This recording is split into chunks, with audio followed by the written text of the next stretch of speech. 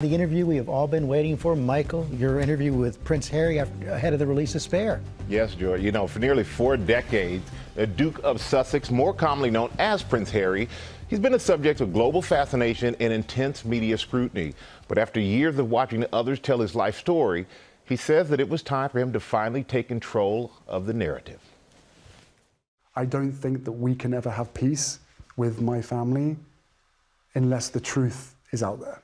There's a lot that I can forgive, but there needs to be conversations and then in order for reconciliation, and part of that has to be accountability.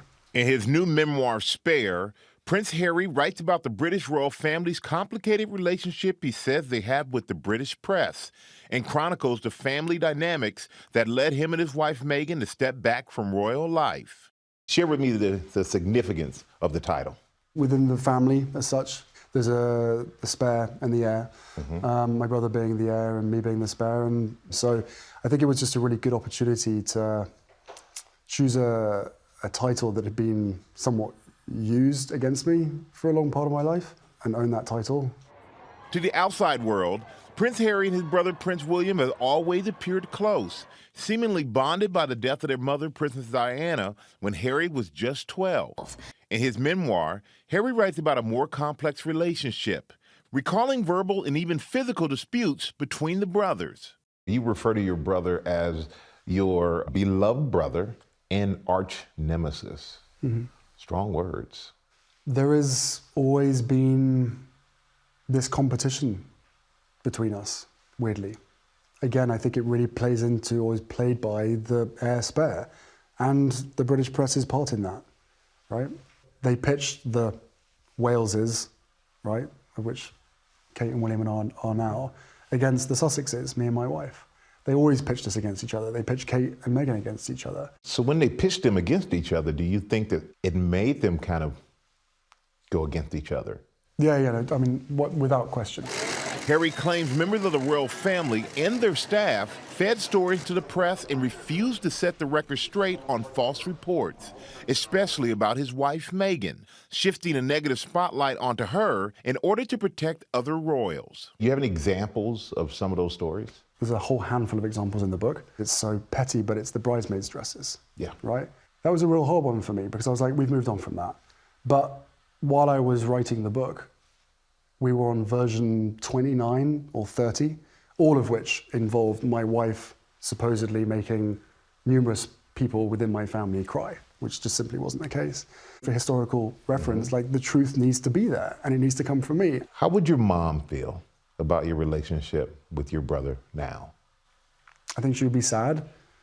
I think she'd be looking at it long term to know that there are certain things that we need to go through to be able to heal the relationship.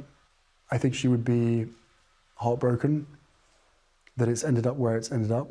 I think she'd be heartbroken about the fact that William, his office, were part of these stories. And William and I made a pact, made a deal that no matter what, we would never let our offices fight against each other. You think he broke that pact? Yes, no, the people that he employed broke that pact.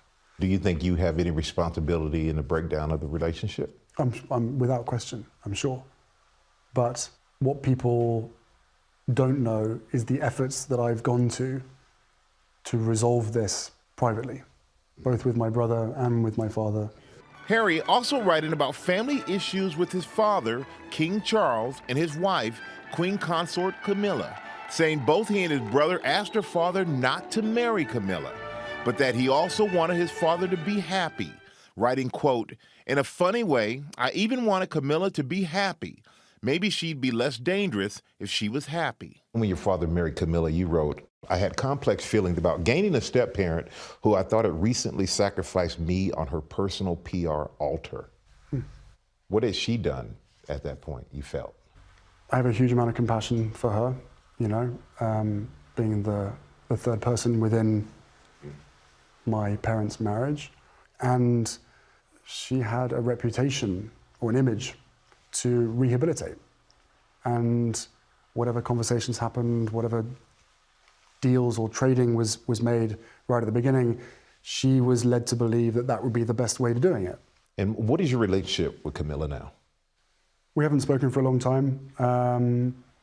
You know, I love every member of my family, despite the differences. So when I see her, we're perfectly pleasant with each other. You know, she's my stepmother. I don't look at her as an evil stepmother. I see someone who married into this institution and has done everything that she can to, you know, improve her own reputation and her own image for her own sake. As his relationship with Meghan got more serious and dominated headlines, Harry believed his father and Camilla got jealous. I was surprised when I read that you're in the car with your father and your brother. Kind of casually brings up Meghan, and then casually drops in that he doesn't have enough, he wouldn't be able to support you both. How did that make you feel? Where did that come from? It's a funny one within the family, right? My father was ultimately responsible for both me and my brother and, you know, our partners and our families. So it did seem a little bit strange that somehow the rules were being changed, or that I was being guided on a very different path, or at least my partner was being guided on a very different path, should we end up getting married. Harry says women who marry into his family face intense media scrutiny, but when it came to Meghan, he says the British press used her race against her.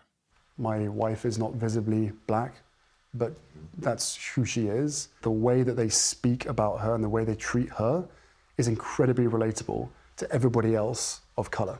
So did it give you a better sense, being with Meghan, about how black women are seen, treated in society as a whole? Yeah. With the paparazzi playing a role in his mother's deadly car crash, Harry said that he feared the relentless British media coverage of his family could endanger Meghan and their son Archie. I'm trying to put a stop to this because I can't ever imagine, and I don't want to imagine what that would be like for me or for my kids, especially when you talk about history repeating itself, right? Harry writes that he suggested a possible solution to the royal family, a hybrid proposal that would have allowed them to split their time between Canada and the UK while still serving the Queen. Recently, you lost your grandmother, and I offer my condolences to you. Did she ever express that she was upset at you? For what? Or wanting to change your role within the family? My grandmother and I had a very good relationship. It was never a surprise to anybody, least of all her. She knew what was going on. She knew how hard it was. She never said to me that she was angry. I think she was sad that it had got to that point. Harry says his proposed plan was ultimately denied, and his security, which was funded by UK taxpayers, was taken away from him. There was no compromise with the family? No, which was really sad because I still to this day believe that this was entirely possible. There are going to be people saying, why don't they either be in or get out? Because if you get out, there's no hypocrisy.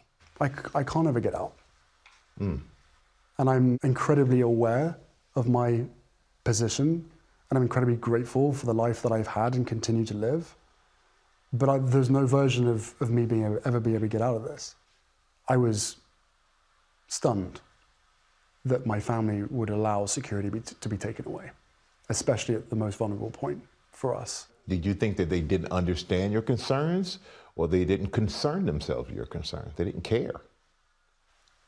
I think probably a little bit of both. Some critics are going to say, well, you're taking private struggles, you're making money off of them, you're getting paid from it, so it's almost as if you've sold out your family. The only way that I can protect us, the only way that I can correct those mistruths is by writing something, the truth, in one place. Then I fully accept that writing a book is feeding the beast anyway.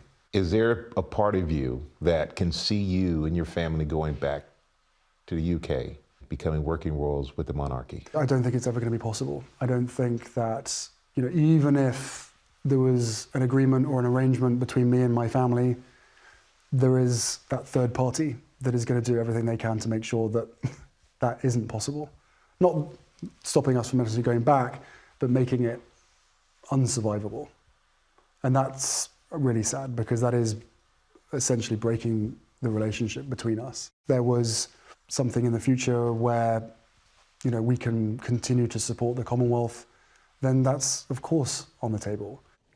And Prince Harry says he felt the responsibility to speak out against the racism and cronyism that he says his family faced in the British press, because if he can't do it with all of his resources, then who can? He also hopes that by exposing the relationship he describes between the family and the press, it will stop and hopefully protect other members of the family and future generations to come.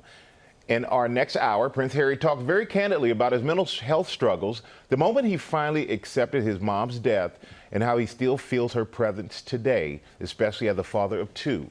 Also, Prince Harry, in his own words, half-hour special will stream on ABC News Live and Hulu tonight at 8:30 p.m. Spare is available everywhere tomorrow. Boy, that breach is so deep in that family. So deep, and he's very honest about it, George. He does not hold back at all. It seems like he is wanting accountability before there can be any sort of reconciliation. Yes, I think he's willing to admit his fault and hopes that others will look at his example and admit theirs. I think that's the only way he feels the family can come back together. All right. Well, hey there, GMA fans. Robin Roberts here. Thanks for checking out our YouTube channel. Lots of great stuff here. So go on, click the subscribe button right over here to get more of awesome videos and content from GMA every day, anytime. We thank you for watching, and we'll see you in the morning on GMA.